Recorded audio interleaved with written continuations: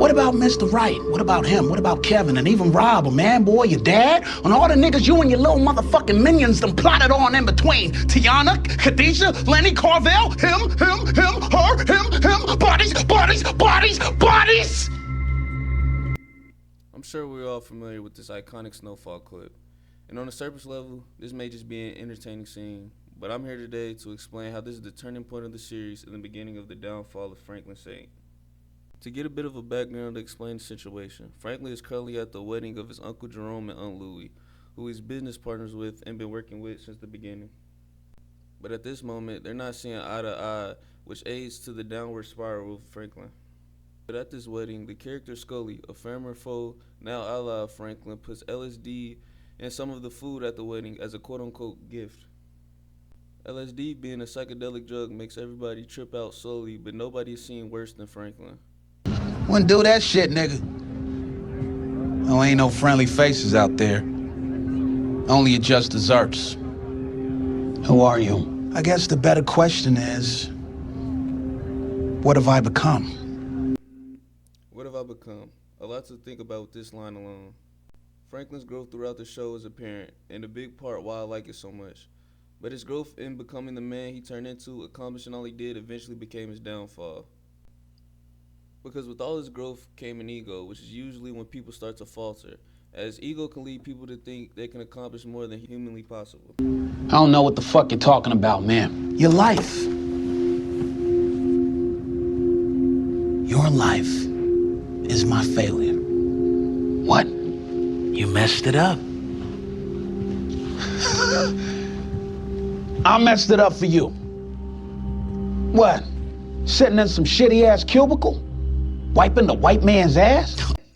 Something to keep in mind here is that Franklin is the only person in the room. Everything being said is his own subconscious. You can see the doubt residing in him. This is Franklin trying to confront his fear and resent his past actions. How he responds, handles his self-confliction, affects how his journey ends. Oh, the white man. White man ain't your problem. Not yet. No, I don't have problems. Shit, I solve them. You know, your fear. Let the worst thing Dad did come true for you. One thing to note that I found pretty funny is that this is one of the few times that Franklin refers to his dad as Dad and not call him Alton. I think this is because this is one of Franklin's most vulnerable moments, and he's truly being vulnerable with himself here. For us, that's bullshit. He never cared about anybody but himself. He said he was working for the people, but as soon as somebody crossed him, what'd he do? He threw them right under the bus. And here you are talking about the white man's ass when everybody gotta kiss your ass, or else. I help people. Help people.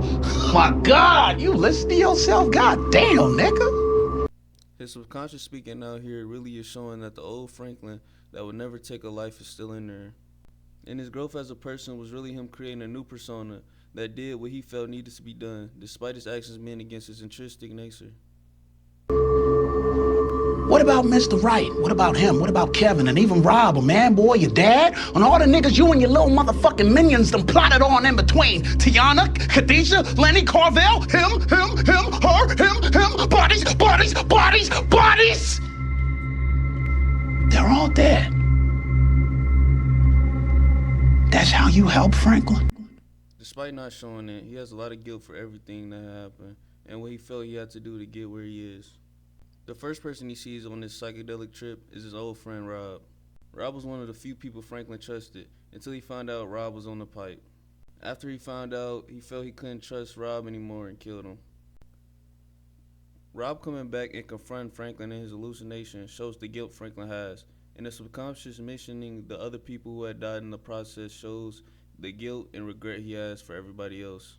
No, I made me and my people rich. Fuck kind of life will they have without me?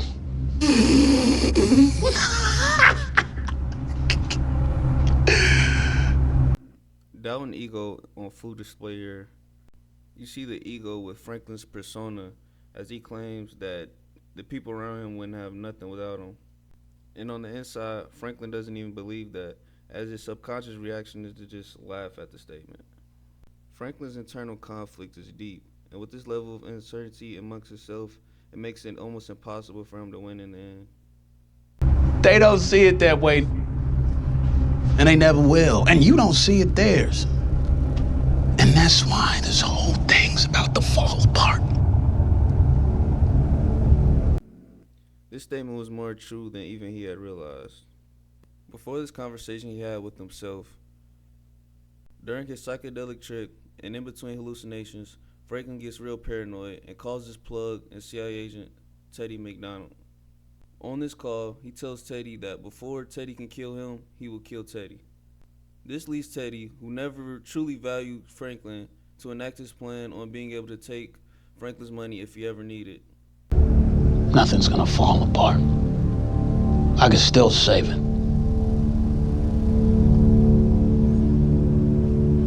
You know, even if you do understand, it doesn't make a difference.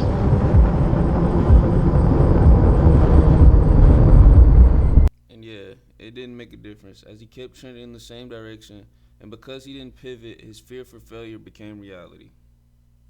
Hey man, that's it for the video. If you made it this far, you are the real MVP. Be sure to like, comment, and subscribe.